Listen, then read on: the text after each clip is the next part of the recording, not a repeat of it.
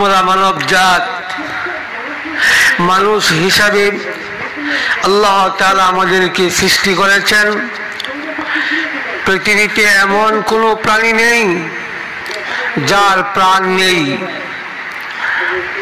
তার মধ্য থেকে উল্লেখযোগ্য প্রাণী হলো মানুষ। মানুষকে আল্লাহ তাআলা হায়াত এবং মওত দিয়ে সৃষ্টি করেছেন। মানুষকে যেমন আল্লাহ তাআলা হায়াত দিয়ে সৃষ্টি করেছেন, এমন এক সময় বা এমন এক দিন আসবে, সে ছোট হোক বা বড় হোক, বৃদ্ধ হোক, সে ধনী হোক বা গরিব হোক, সে ব্যবসায়ী হোক বা দিনমজুর হোক, সে চাকরিজীবী হোক বা শ্রমিক হোক, সে সম্মানিত লোক হোক বা সাধারণ লোক হোক, এক কথায় সে যে কোনো সেক্টরের লোকই হোক না কেন, সে যে কোনো পেশায় পেশাজীবী হোক, তার কাছে একদিন মালাকুল মউত অবশ্যই হাজির হবে। ইচ্ছায় হোক অনিচ্ছায় হোক যেতেই হবে। আল্লাহর হুকুম হয়ে গেলে মালাকুল মউত কারো ওজর আপত্তি মানবে না, কারো আশা পূরণ করতে দিবে না। আর এই মৃত্যু কারোর জন্য হবে আল্লাহর রহমত, বরকত, সম্মানের, আবার কারোর জন্য হবে গজব এবং লাঞ্ছনার। তাহলে আসুন আমরা আজকে জানব যে মৃত্যু মুমিনের জন্য কতটুকু রহমত, কতটুকু সম্মানের জিনিস। হাদিস শরীফ করুন,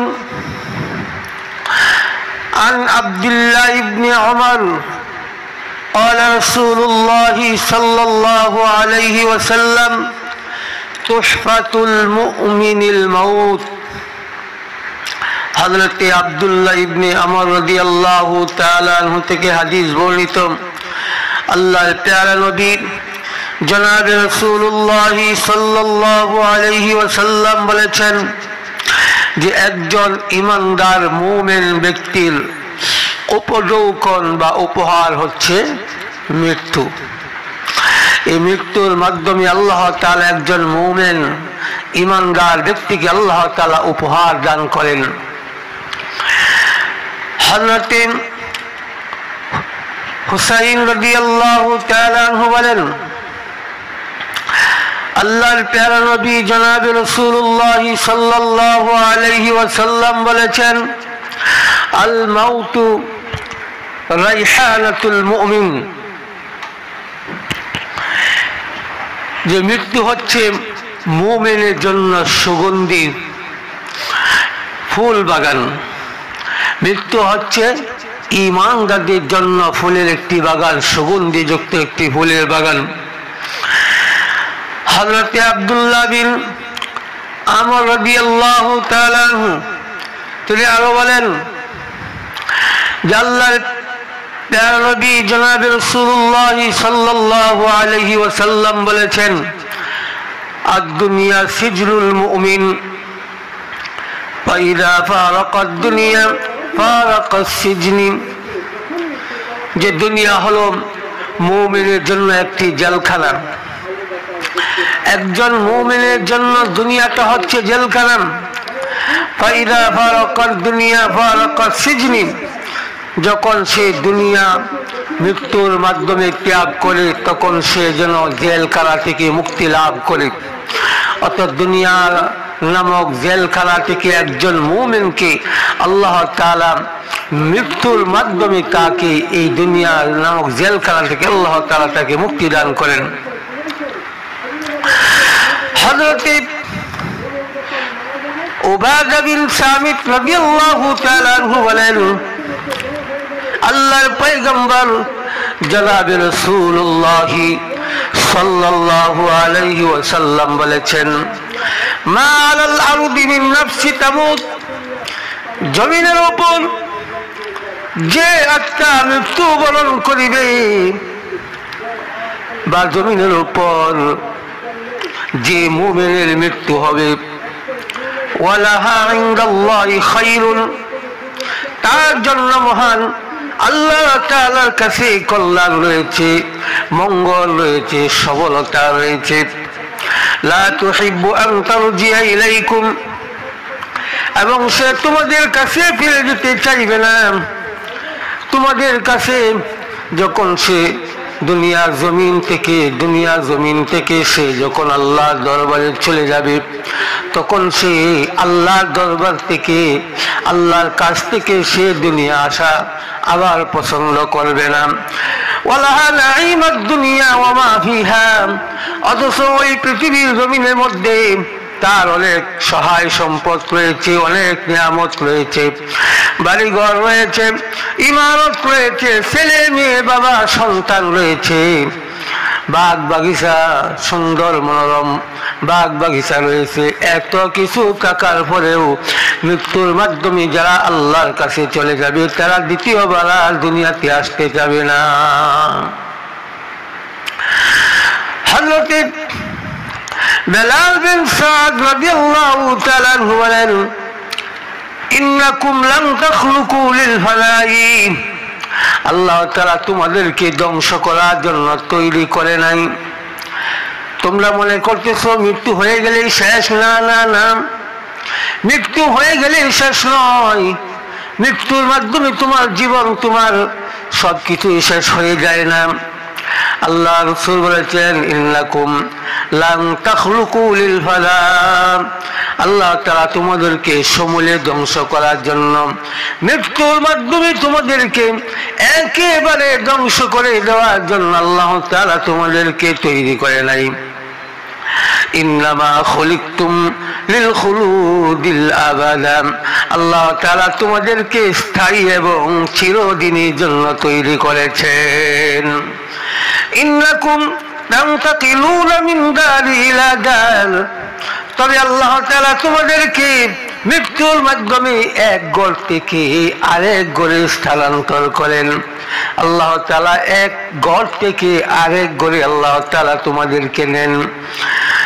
ইল্লা লিনাফসিন আলবাতু দারিন, আর শুনে রেখো সমস্ত মানুষ তোমরা জানো, প্রতিটা মানুষের জন্য আল্লাহ তাআলা 4টা ঘর তৈরি করেছেন। কুল্লু দারিন আযমু মিন ক্বাবলিহা, আর প্রতিটা ঘর তার পূর্বের ঘরের চাইতে বিরাট বড় বড়।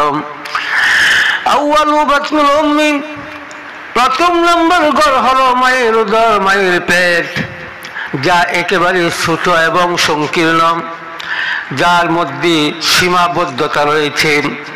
3টি অন্ধকারের ঘর, মায়ের ছোট মোটো একটি ঘর। সন্তান যখন মায়ের গর্ভে থাকে, ওই জগৎটাকে, মায়ের পেটটাকে সন্তান বিশাল বড় একটা জগৎ মনে করে। যখন সে দুনিয়ার জমিনে চলে আসে, আর দ্বিতীয় নম্বর ঘর হলো মায়ের গর্ভ থেকে দুনিয়ার জমিনে আসার পরে তুমি যে নিজের হাতে ঘর তৈরি করো, এটা হচ্ছে তোমার ঘর। তখন এই ঘরটাকে মানুষেরা মায়ের ঘরের সে বিশাল বড় মনে করে।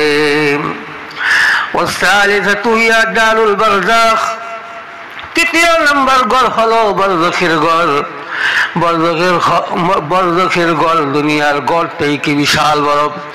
আলমে বরজখ বা কবরের জগৎ, কবরের জগতের তুলনা হলো দুনিয়ার সাথে মায়ের পেটের মতন, দুনিয়ার সাথে মায়ের পেটের মতন। আর 4 নম্বর ঘর হলো হিয়া দারুল করারিল জান্নাহ। চতুর্থ নম্বর ঘর হলো জান্নাতের ঘর।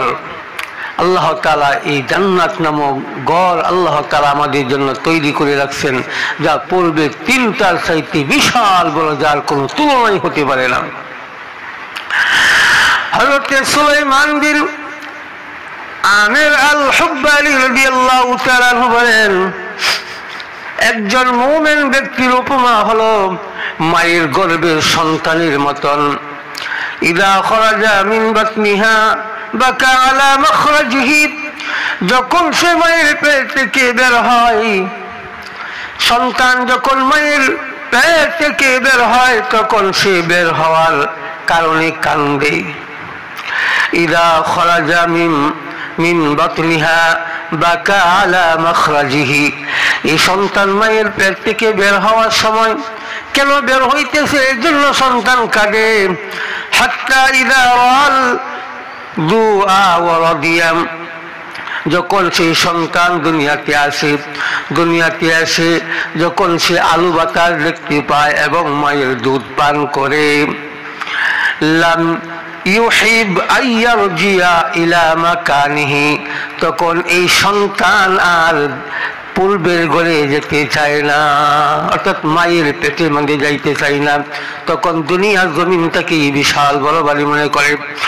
ওয়াকাযালিকাল মুমিনু ইউখরিজুল মাউত।